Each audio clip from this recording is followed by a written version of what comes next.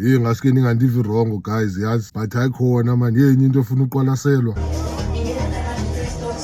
Alamajita over30 man, omzuvukile nobhujwarha baqala ngonxiba iweave apha sathula because kaloku yi-content.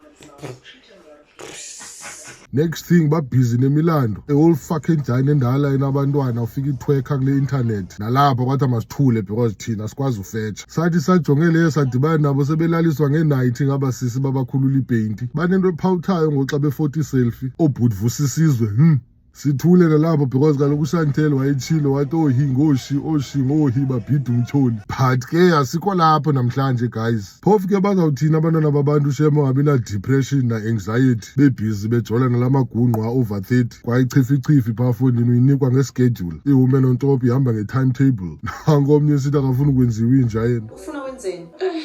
Sisi undenza izitayile ekubona inja ndiyifika isenzo iphethula ungumuntu lo undiphethula wenza izitayile mina andidibananga ke mina nezitayile. Wena ufunani? Hayi uzilalela mina kuphela. La genge kaloku le inganxiba ine-G-string fondini betha ngalaGazebo yeBlumas ihlohla nesisu ngathi umuntu uya ku-match wrestling. Into ezifana nethongo ugqibela uzibona eTV xa ujolana la genge because kaloku sisindobodidi sozabe ezijabulisa ngomtsha wepeyinti yena. But ke wethu guys, abantu nabo abasisi mani, yazi ningandivi ngixeka kakhulu. Sibadala kaloku ngofondini siyangcwaba abanye bayolusa, so at some point uzamnida usisomdala owazi abantu abazi abantu, usisithozama une-connection lezitofu zegas nezitulo zentente. So umuntu makahlale apha abambe apha as long as yena i-happy qha ngesiqu sakhe. Andiko perfect mina kuqala.